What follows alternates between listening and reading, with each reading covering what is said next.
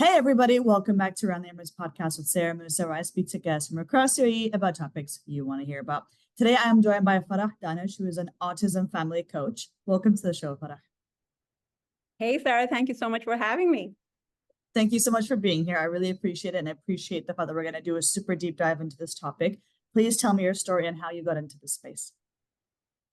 I go way back with autism, Sarah, actually, because I'm quite heavy on Instagram in terms of, my relationship with autism because my child is on the spectrum. My firstborn is on the spectrum, but I also have a sibling on the spectrum. So I grew up with autism and all the challenges that came with it, the trauma. Let's not, I don't want to glorify that, oh, life is beautiful, everything is beautiful. It was a difficult childhood because we were four siblings and he was the last. So I was more of a mother figure to him. So I knew the challenges.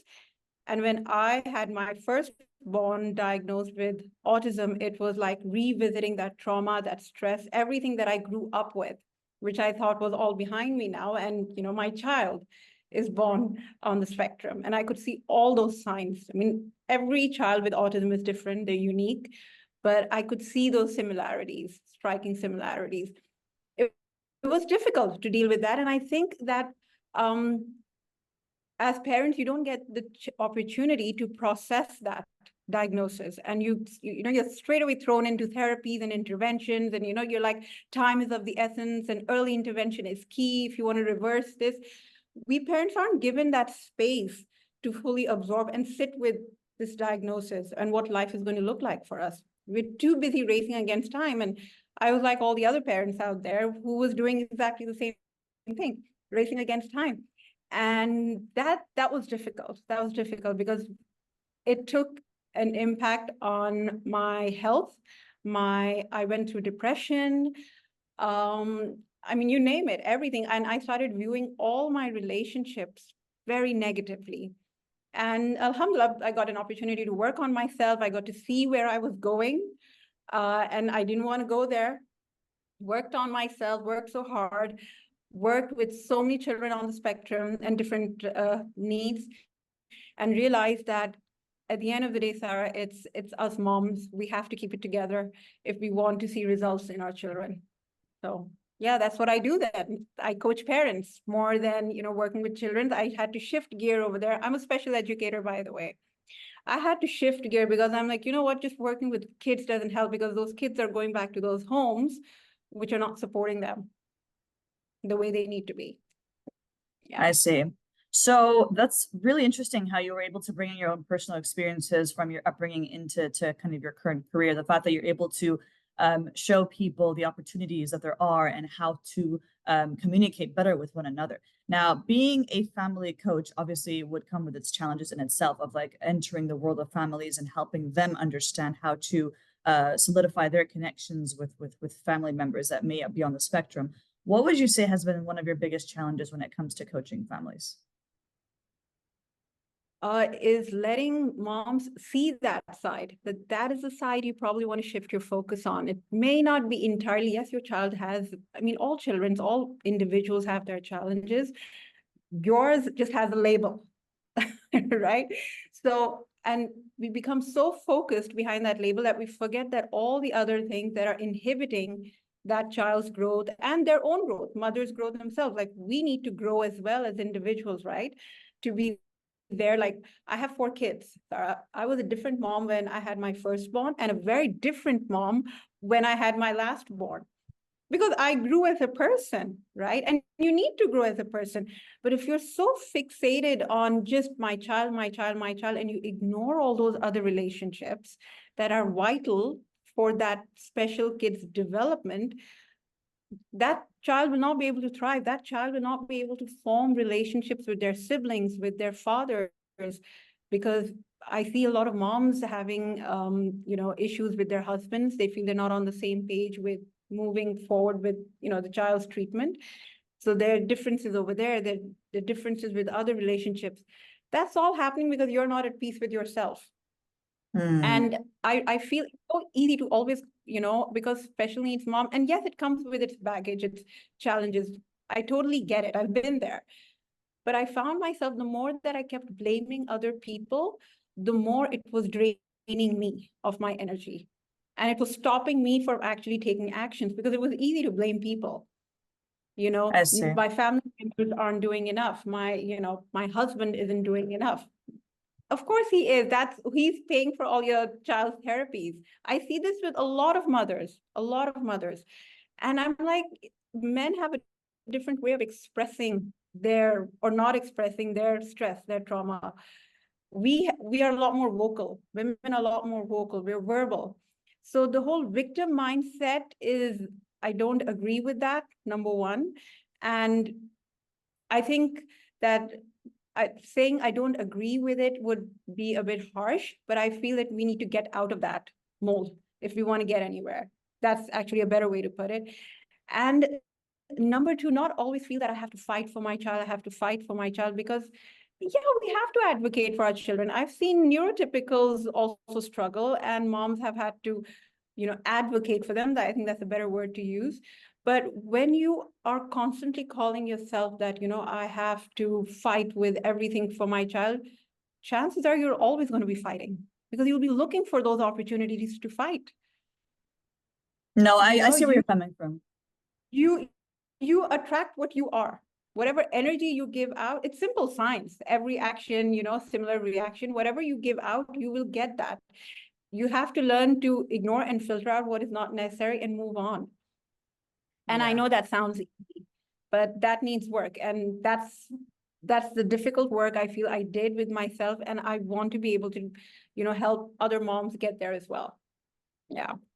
I do appreciate that. I like the fact that you're trying to shift the mindset of how you look at the relationship of your sibling or your child with autism, or just on the spectrum in general. Just knowing that there are ways, like it is important for the family unit to work together and come together, and to not see it as this person is taking care of this side of it, the husband's taking care of that side of it. We are coming together to ensure that this process goes as just as beneficial as possible for the person in question. And you just said it yourself, like we can't continuously look at it as fighting for the child or the family member. It's about giving the love and the support, and just advocating, as you said, as much as possible, making sure that they feel included in any way, shape, or form. Like they do feel like they are and actively contributing, adding value, and they're not just a member of the family that is on a different journey, but just a journey that is best for them in that sense.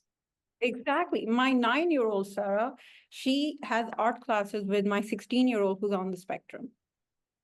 So all of them do their little, they do their little bit, because they feel that we all need to do something. And that is how you would want it to be moving forward. You don't want them to be, like you rightly said, having their own separate lives. We're a family, so we should be there to have each other's back. I have a question for you about just kind of the wider spectrum. What is something that you've learned or experienced with autism that has surprised you?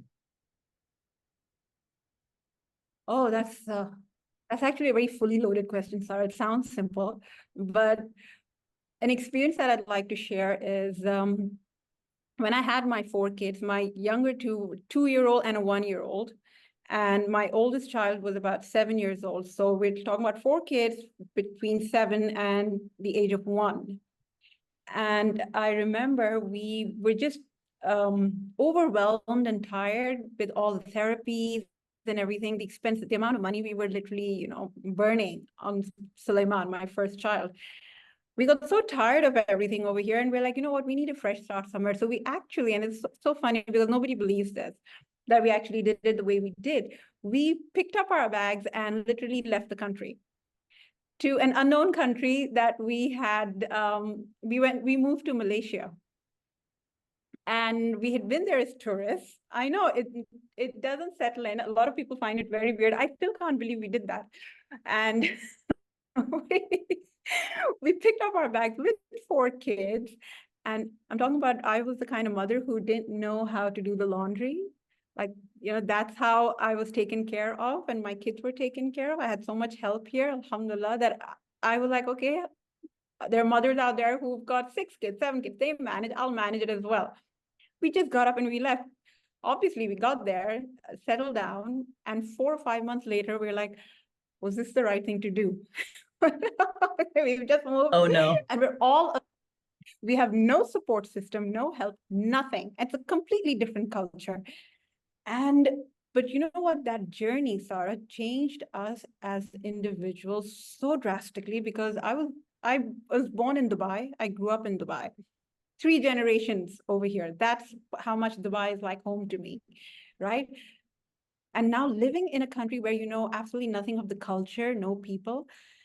And you know, they say, you hear these things, oh, you have to get out of your comfort zone to, you know, experience something big in your life. I lived that. So I can say for a fact that, oh my God, my perception, the way I saw different families over there working with their special needs children who couldn't afford expensive therapies. So they were opening their own cafes and making their children work with them there so that their children learn life skills. I love And that's that. what's important. Yeah, and taking their kids on for because Malaysia is blessed with forest reserves, and it's an absolutely beautiful country. So you're never living too far away from a forest reserve.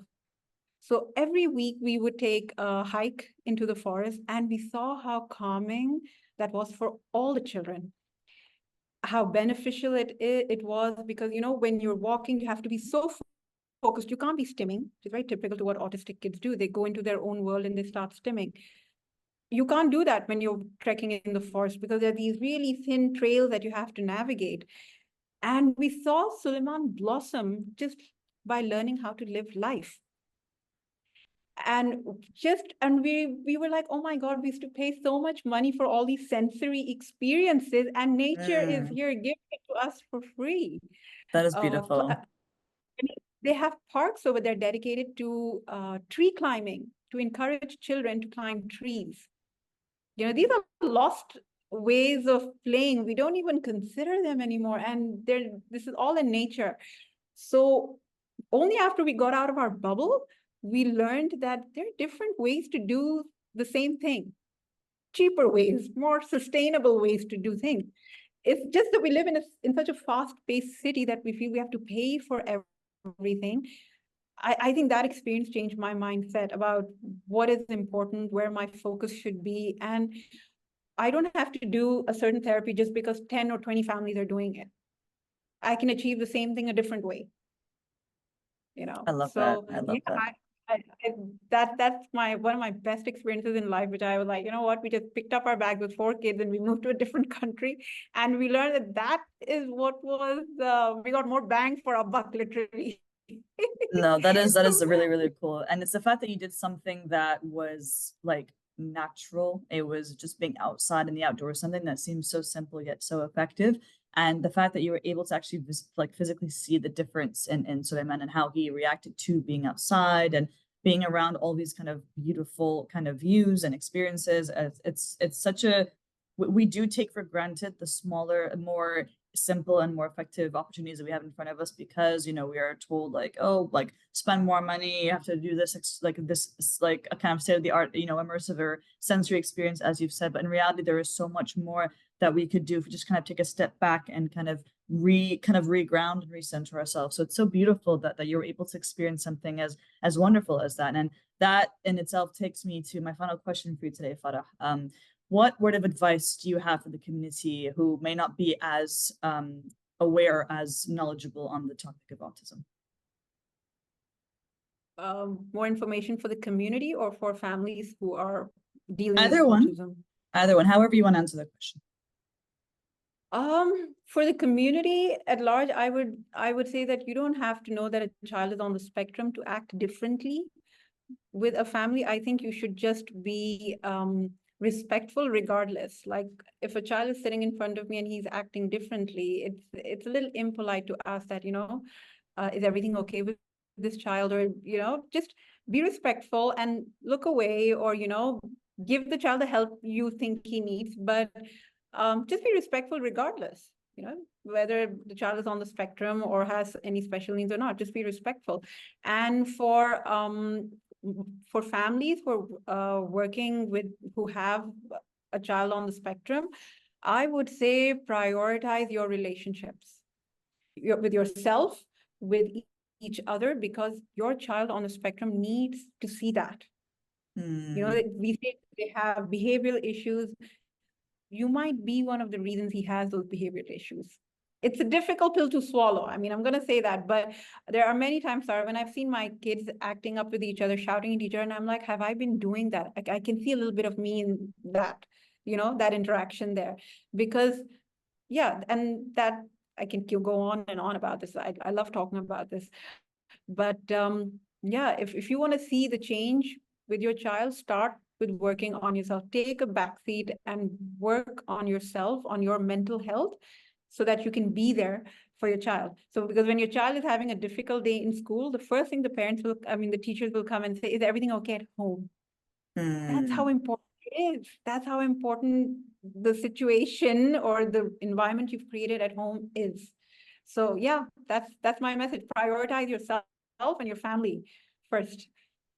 I love that. And it's something that people do forget of, like that, you know, like kids very much imitate and take the like most, like they're like sponges, right? Like they take all their behavior from their parents and their surroundings, and they obviously spend the most time in general with their parents. So if parents or family members in general are not behaving, so to speak, then the children will pick up on that and will say, well, if you know, if dad said this word to this person, or if mom did this with that person, I'll do the same thing. So it is very important that we It's have to, accept. like you said, Yeah, yeah, ground ourselves first, right?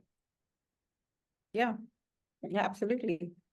Well, thank you so much for being on the show with me, Farah, today, and sharing your incredible story. I think everybody wants to go to Malaysia now after how well you just described it. But it's been an absolute pleasure Hope speaking. so. Thank you so much, Sarah, for having me. And I loved talking to you. And thank you for giving me this opportunity to say everything, to say this. Of course, it's been a pleasure, and we'll speak soon.